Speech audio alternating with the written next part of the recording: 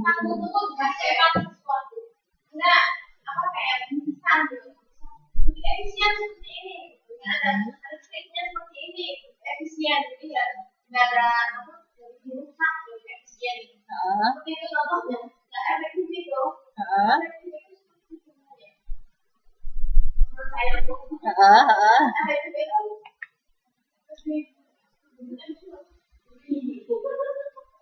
Itu ada kesannya, ada pengaruhnya dan ada efektif itu akibat dari jangka panjangnya itu. Efektifnya itu misalnya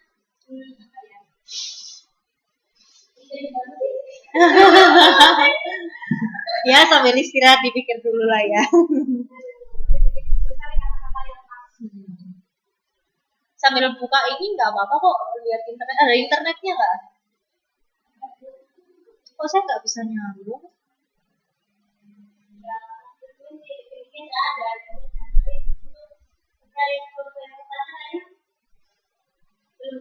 Belum dapat. Internetnya apa Mbak? Yang is bla bla bla. Wifi. Oh. Wifi. Oh iya.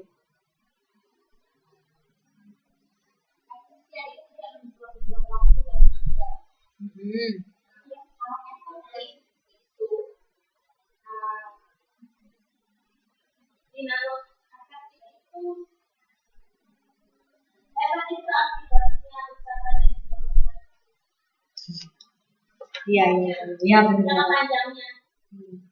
Gak mesti jangka panjang sih.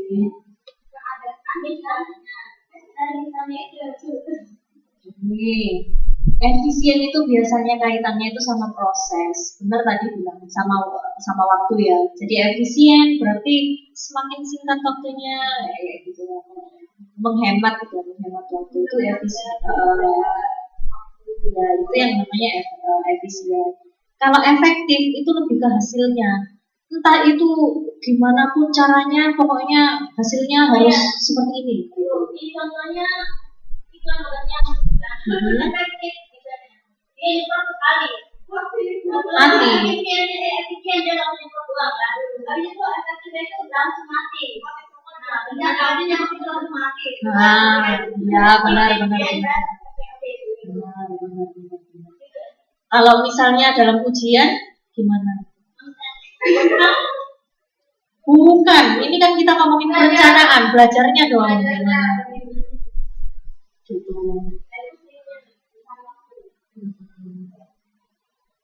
Yang lebih efektif dalam belajar itu bisa dimaksudkan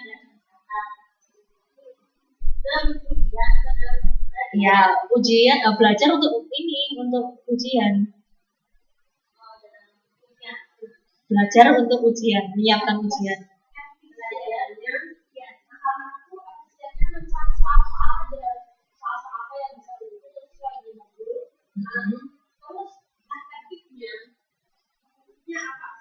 Tapi kalau semakin banyak soal jadi semakin membuang waktu dong berarti.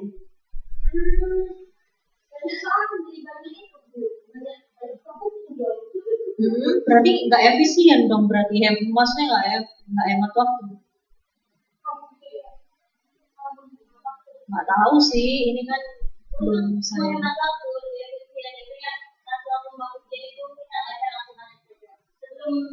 Sebelum masuk ujiannya kita belajar secara efektif. Secara efektif itu kita baca semua modul. Tapi kita bisa kita membuat sebuah rangkuman. Lebih efisiennya lagi, kita mau ujian itu kita hanya membaca rangkumannya saja. Kan misalnya ya itu kayak komunikasi penasaran kamu, kita nggak mungkin dong. Gak efektif kalau misalnya kita baca semuanya dalam waktu misalnya. Itu efisien. Balik tadi lebih efisien ini efisiennya semuanya lebih efektif kita bikin rangkuman iya betul. Saya percaya kok Mbak Mai sebenarnya tahu maksudnya efisien dan efektif, cuman jelasinnya. Oke, oke. Lanjut ya. Lanjut ke kegiatan belajar 2.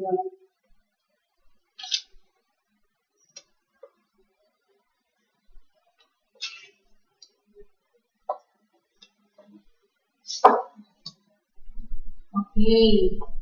Tadi udah ngomongin metode, model-modelnya. Sekarang kita ngomongin soal teknik dan pendekatan strategi. Teknik dan tujuan perencanaan ada beberapa, kurang lebih 4 ya, yang gambaran besar ini, yang umum. Yang pertama, brainstorming. Apa yang brainstorming?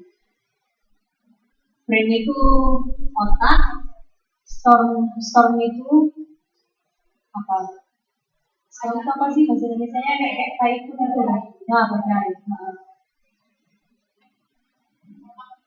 Otak badai atau badai otak, jadi tiba-tiba ada otak melayang-layang gitu. Nah, jadi gini, brainstorming itu intinya kita kayak ada badai di otak ini. Jadi diterpa banyak ide, banyak apa masukan-masukan kayak gitu. Makanya itu brainstorming itu biasanya ada di awal rapat. Oke, sekarang kita bikin panitia buat untuk membuat sebuah tablik akbar gitu. Yang jadi ketuanya Mbak Siti misalnya.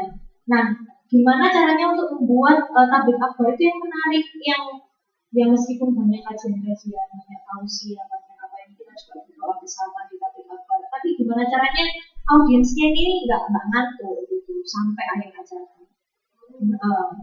Nah, terus Mbak Siti menawarkan ini ide, bukan menawarkan ide, maksudnya menawarkan kepada teman-teman, ya kepada saya, kepada Mbak Tina, Mbak Yudi, enaknya kita bikin apa gitu. Terus ini bikin apa? Karaoke. Karaoke salawatan ya barangkali ya. Ada yang satu jawab apa Mbak? MC-nya lebih menghidupkan suasana. Pokoknya caranya kayak gitu ya.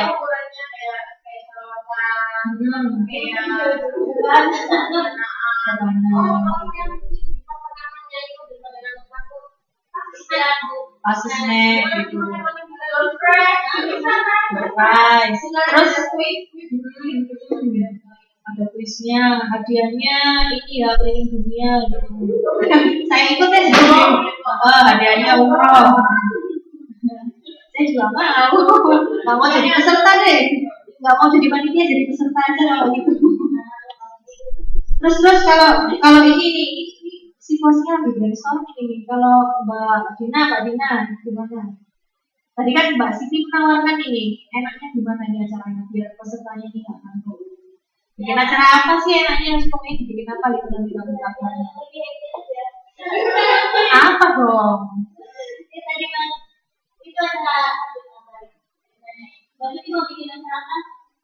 Ya ini tablik akbar. Terus habis itu acaranya kayak gimana enaknya biar kita sisi religiusnya dapat, terus habis itu hiburannya juga ada, jadi kita itu nggak ngantuk gitu. Tari saman, ada tari saman,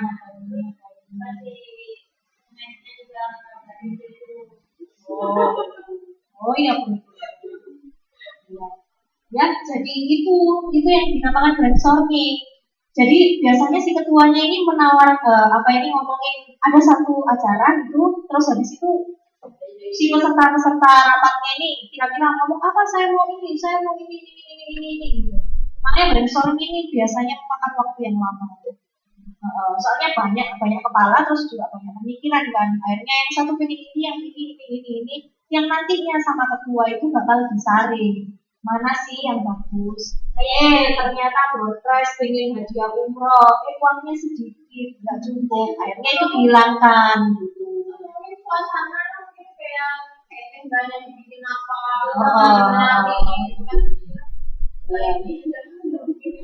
Ya inilah proses inilah yang dinamakan brainstorming gitu. Jadi pesertanya ngomong idenya itu, terus nanti ketuanya yang menyeleksi. Jangan ini hadiah umroh, kita nggak ada uang gitu. Iya hasilnya gitu ya, tapi ternyata